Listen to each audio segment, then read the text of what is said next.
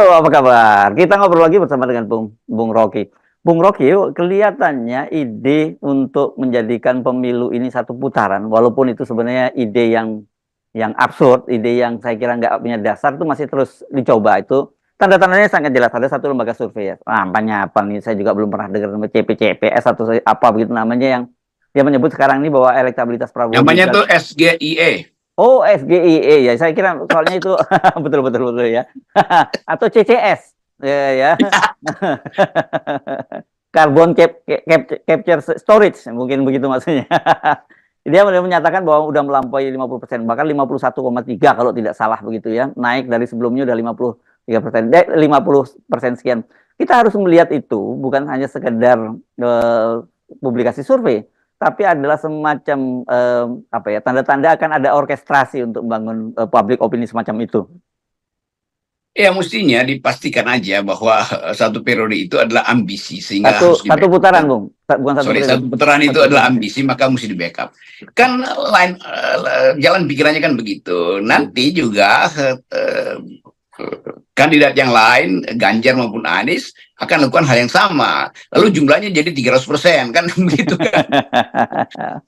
Ini pertandingan arogansi aja atau pertandingan pameran. Tetapi kita mengerti bahwa upaya untuk mengefisienkan pemilu itu bukan dengan cara memanipulasi suara, tapi dengan sungguh-sungguh berbuat jujur. Kan itu mestinya kan. Semakin jujur, semakin efisien tuh. Jadi kalau saya baca terus-menerus, ya ini udah 50%, dan kalau bisa satu putaran. Demi apa? Demi efisiensi anggaran tuh. Itu dua hal yang agak bertentangan. Karena kalau efisiensi anggaran, ya bikin aja pemilu itu tanpa baliho-baliho kan. Dan biaya membuat pemilu secara elektronik jauh mungkin 1/10 dari biaya yang sekarang kan. Dan sistem kampanye juga diubah-ubah aja tuh. Jadi sekali lagi ada semacam upaya memang untuk menghasilkan satu putaran, tapi bukan secara natural, tapi secara rekayasa. Ya. Kalau yang menyatakan itu Ganjar Pranowo atau timnya Anies itu, tim Amin, saya kira ini kan cuma semacam apa ya, semacam membangun keyakinan saja. Begitulah kira-kira gitu ya, Bung Rocky ya. Jadi meyakinkan para pendukungnya bahwa mereka masih mampu untuk mengalahkan Prabowo Gibran. Tetapi kalau kemudian yang melakukan itu adalah timnya Prabowo Gibran, yang dimana di situ di belakangnya melekat segala macam fasilitas yang dimiliki oleh Pak Jokowi, ya orang kemudian melihatnya, nah ini hati-hati, ini waspada, ini bagian dari skenario kecurangan yang sudah disiapkan dengan justifikasi dari lembaga survei gitu. Itu betul. Kalau Ganjar yang bilang kami satu putaran, itu buat boosting ideologi aja kan, supaya wong cilik semangat. Kalau Anies yang bilang kita bisa satu putaran, itu juga boosting psikologi aja, karena dianggap bahwa Anies kok nggak ada di mana-mana tuh, posternya nggak kelihatan. Ya memang karena sumber daya materialnya kurang, tapi sumber daya gagasannya berlebih kan. Jadi sebetulnya itu yang terjadi. Kalau misalnya kubu Pak Prabowo bilang satu putaran, itu betul-betul karena ada sumber daya dan sumber keuangan yang tinggi kan. Tetapi kalau masing-masing bilang satu putaran, itu artinya masing-masing memenangkan 50% dari kabupaten, dari seluruh kantong-kantong suara di semua provinsi kan. Jadi kalau semuanya 50%, berarti 150% dong. Jadi kayak kan. Tapi kita anggap aja bahwa memang di bagian Pak Prabowo ada perencanaan birokratis dan teknokratis untuk menangkan satu pemilu yang nggak mungkin dilawan oleh Anies yang modalnya muter-muter dari kampus ke kampus. Tetapi orang juga berpikir justru kampanye di kampus itu efek elektoralnya bisa lebih dalam, karena langsung kita tahu isi pikiran dari teman-teman mahasiswa, dosen, masyarakat sipil tuh. Dan kalau misalnya Anies kampanye intelektual di Semarang, kan itu Semarang kan kota pelajar juga seperti Jogja, dan anak-anak kos itu datang bahkan dari seluruh Indonesia. Mereka pulang liburan akan bercerita efeknya. Nggak perlu baliho sebetulnya, karena memang mahal bikin baliho. Tapi demikian juga Ganjar mungkin hanya ingin mengikat kembali kepahaman bersama bahwa PDIP pernah memenangkan tiga kali berturut-turut, dan itu dasarnya adalah boosting ideologi itu. Itu boleh aja tuh. Nah, kita mulai dengar misalnya Pak FX Rudi membuka cerita lama tentang Gibran segala macam. Lalu teman-teman yang lain mulai mempersoalkan sebetulnya bahwa ada ketidakjujuran di dalam pemilu 2019. dan itu berlanjut juga dengan pola yang sama sekarang. Jadi tetap kita nggak susah dipercaya secara akademis kalau itu udah 50% tuh. Karena 50% itu artinya itu menang di separuh dari provinsi di Indonesia, dan setiap provinsi mesti punya suara 20%.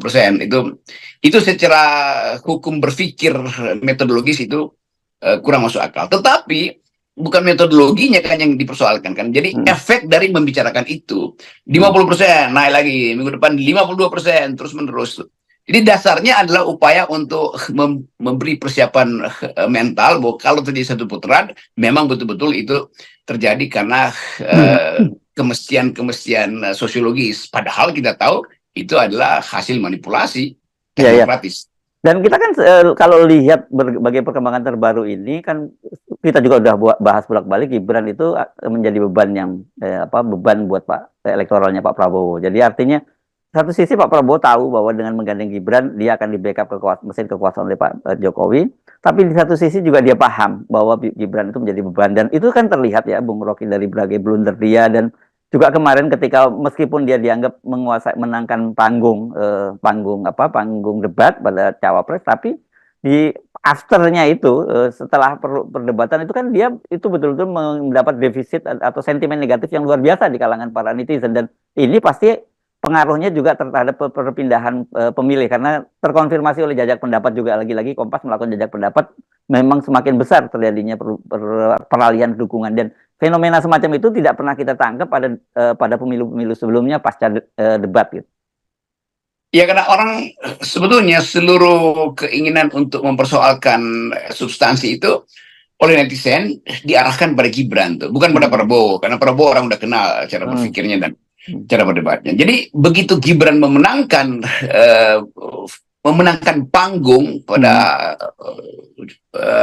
debat kemarin, orang merasa aneh, kok bisa ya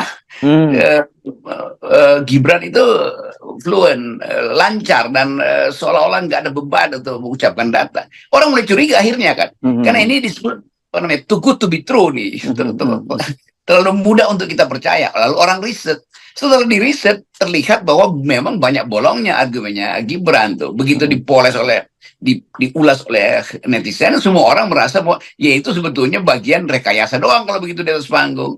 Hal yang sebaliknya yang harus dipercaya bahwa banyak data Gibran yang salah, banyak logika yang terbalik-balik, dan itu dalam satu minggu ini orang akhirnya mengerti bahwa Gibran sebenarnya tidak dalam kapasitas seperti yang terlihat di panggung. Dan itu orang mulai mencurigai, kalau begitu diarahkan oleh siapa? Apakah ide Gibran itu otentik ada dalam pikirannya, atau dibisikkan lewat transmitter? Kan itu semuanya mencurigakan kan. Nah, selama itu tidak bisa diterangkan oleh kubu Pak Prabowo dan kubu Prabowo ini tetap lakukan apologi, orang makin lama makin menganggap Gibran itu memang sebetulnya direkayasa doang di atas panggung tuh. Nah, itu yang menjadi tadi faktor yang menerangkan dengan baik bahwa masyarakat rasional kemudian mulai mencurigai dan menarik jarak perlahan-lahan dari kubu 02.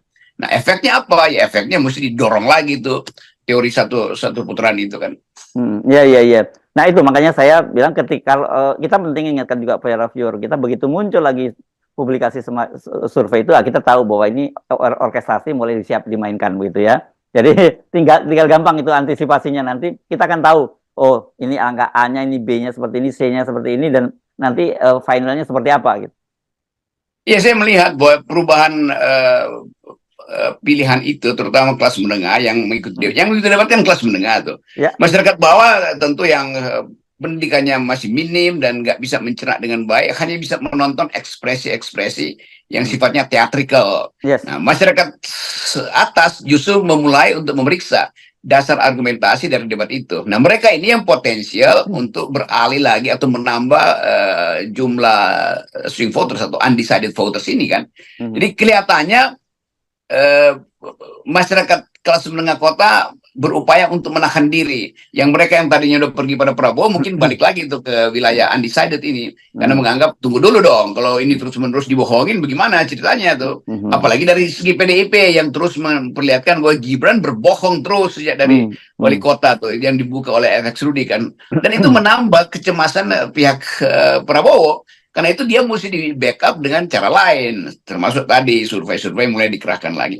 Tapi intinya orang mempersoalkan beban Prabowo kalau terus-menerus mengasuh Gibran di dalam keadaan yang agak abu-abu tuh kapasitasnya. Itu aja. Jadi kita membaca sebetulnya reaksi kelas menengah terhadap kemampuan Gibran yang tiba-tiba kok bisa bercahaya, kan orang curiga kan, kok tiba-tiba bisa ya, bukannya tidak bisa tadinya. Itu intinya tuh. Ya, Pak Prabowo selesai debat kemarin, debat Cawapres tuh memberikan acungan jempol pada Gibran dan katanya memberi poin 9,9 untuk performanya Gibran. Saya tidak tahu apakah ini betul-betul pujian yang tulus atau semacam juga upaya untuk menghibur diri sendiri dari Pak Prabowo untuk yang melihat realitasnya bahwa kawan kecil satu ini akan jadi beban dia begitu. Iya, tapi sehari setelah itu banyak hal yang kemudian Prabowo mungkin mesti merelat nilainya, karena netizen langsung kerubutin kan. Sebagai upaya untuk memperlihatkan fairness, maka dibuka data-data itu tuh, mulai dari soal cara menjebak orang, atau data tentang stunting, atau konsep dia tentang infrastruktur sosial.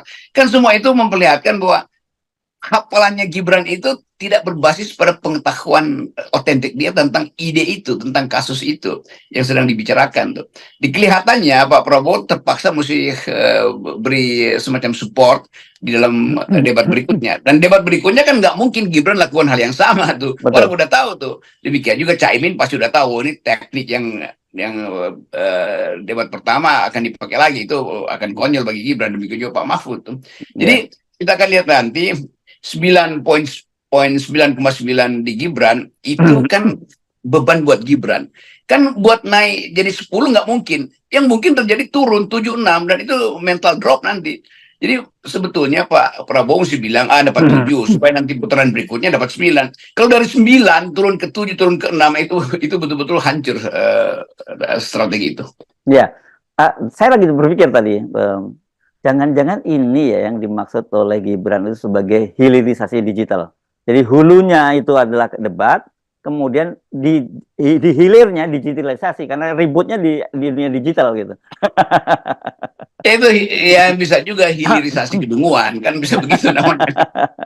Karena kecerdasan di hulu tidak terjadi, maka yang tiba di hilir adalah kedunguan, maka terjadi hilirisasi kedunguan.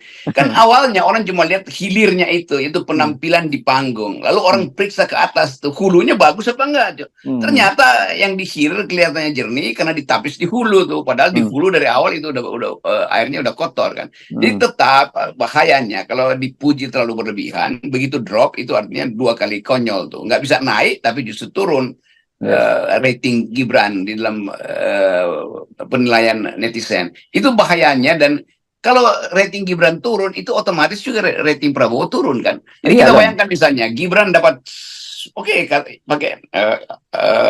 nilai Pak Prabowo 9,9 di debat pertama. Bagaimana kalau di debat kedua dia tinggal dapat 6 atau 7 misalnya. Bahkan 7 aja itu udah turun 2 poin. Lalu orang mulai persoalan, berarti memang 9,9 itu hasil doping. Kira-kira begitu. Ya. Oke, baik. Terima kasih Bung Rocky. Nah, kita sampai di hilir dan kita mesti mengakhiri perbincangan kita.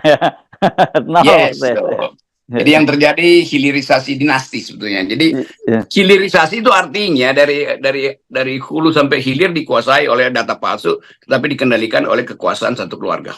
Oke, baik.